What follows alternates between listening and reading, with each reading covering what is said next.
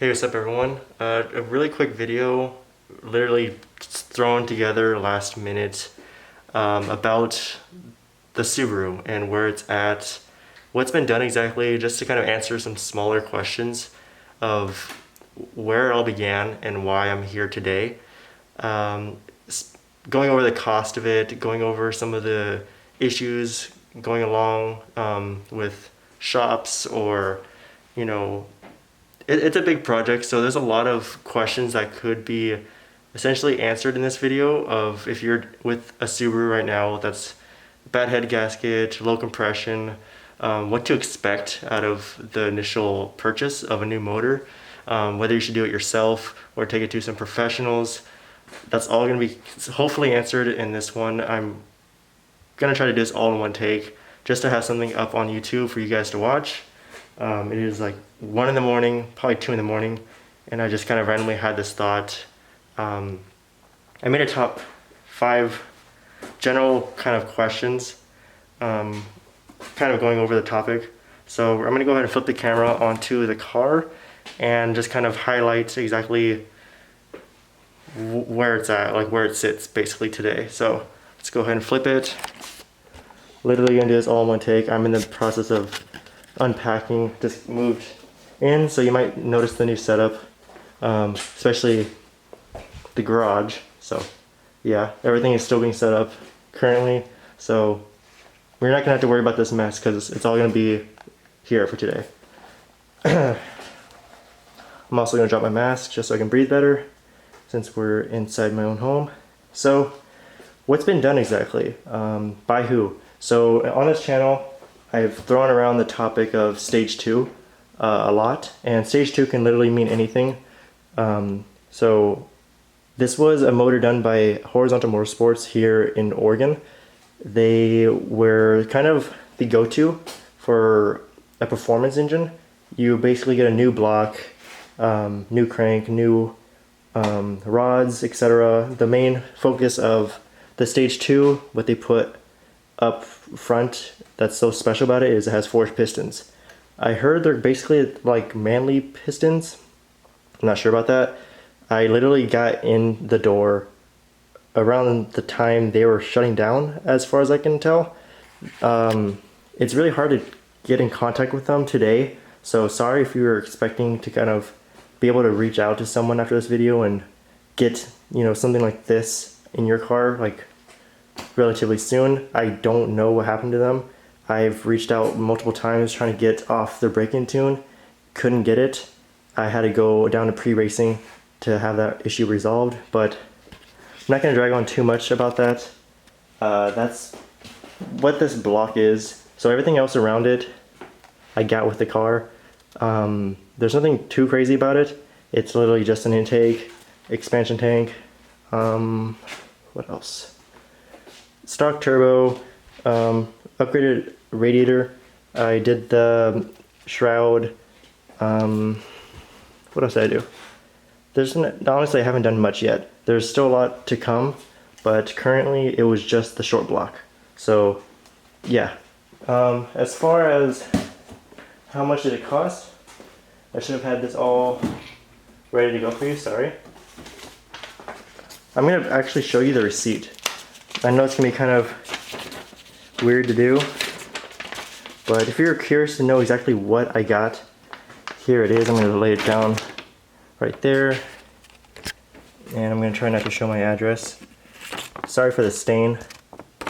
I don't know how that got there, but here we go. So as it says right there, I was complaining about a low compression on cylinder 4. That's when they were able to take it from me and do this whole new block. So you guys can pause the video if you need to kind of go over it yourself. There's the back side.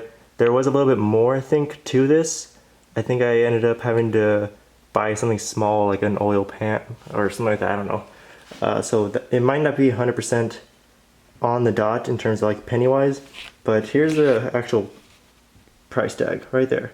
So $10,000 and 61, sorry, $10,061 and 21 cents. So yeah, you guys might be saying to yourselves, yikes, like holy crap. I agree. honestly, we got this car for really cheap, and we basically had to double our money on this one to get it with a new engine. So we're about $20,000 into this car.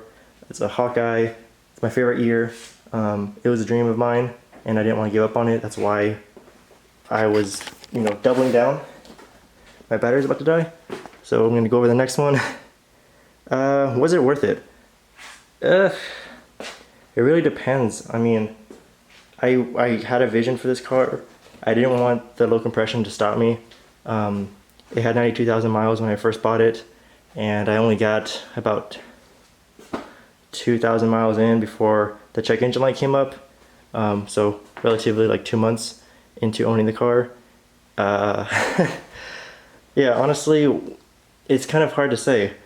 It's kind of ridiculous to know that I spent that much money, but at the time I had no knowledge of how to do this myself, so I couldn't do it in my garage. And for me personally, I think a lot of the people that do choose to do it themselves, it isn't 100% done right or according to, Subaru's specifications. So there's more likelihood of it failing. So this was done in a clean room. This was done by professionals. It was done, on their time, and they got it done fast. They told me it's gonna take 4 to 6 weeks. It only took 2.5. So I was back on the road in no time. I try not to look at this car in terms of a value, like a financial mistake. I enjoy this car 100% every day. It's my daily now. I'm not going to go into why it was kind of forced upon, but it gets me to work. It gets me wherever I need to go. There's no issues. I did have my dam drop recently, but that's because possibly I have an evap leak that caused it. I'm not going to ramble. So the dam dropped, it recovered itself. It's running more healthy probably than it was before. So it's really, there's going to be a lot of comments probably going over how I am stupid for spending that much money on a new block, but whatever. Kind of went over how it holds up. Any further issues? Not really, honestly. The only problem I had with the shop was they did one thing and one thing only, which was replace the motor. They didn't really go over anything that was failing prior. So this was at a mechanic before them, and he went over the fact that the AC was kind of going and the power steering was leaking. So both of those were true, but they didn't do anything about it. So with this line, I think it's basically a rat's nest, I'm sorry, but there's a power steering line back here that burst and it started leaking onto my transmission. And at the time it appeared to be the turbo that was smoking. We later found out it was that. Thankfully the shop that did the motor helped me with that. Just kind of sucks that they didn't really investigate the parts before they put them back on, but it wasn't really their job to do it, I guess, because I didn't pay them for fixing all that. It was just, I told them low compression, give me a new engine. So for the issues, not really. I mean, they were using the old hoses that were trashed prior, and when they put them back on, they, these little things don't hold up the second time around, so they did start leaking again. So I got Mishimoto coolant lines, I guess, or coolant hoses. So that fixed that. So I mean, honestly, this car is pretty good. Outside of that, it has almost 100,000 miles where it sits right now, and so the engine itself has about 6,000, 7,000 miles, and everything else around it has almost 100. So it's all working fine. It just has a check engine light because of the evap code, which came from the block being placed. So let's see. In terms of reliability and all the memes that Subaru gets made fun of for their head gaskets and such, it is what it is. At the time when I bought this car, I didn't really know too much about them. I just knew it was an all-wheel drive turbocharged vehicle. It looked beautiful. I was really excited about it. At the time we were looking into getting RX-7, or sorry, goddamn, RX-7, RSX. But the guy lied about the mileage. Apparently it went through a new motor, and so that kind of threw us off. And the first thing that popped up on OfferUp after that conversation was this car. It was dirt cheap. I was excited because these cars go for like 20,000 roughly all day long, and it was half that price. I should have known from the start, but I was too excited when I saw it. Yeah, in terms of reliability, it's kind of hard to say. These cars take a lot of abuse. When you basically make this car affordable to like an average person, you're gonna get the average driver. So you're they're gonna beat on this thing, you know?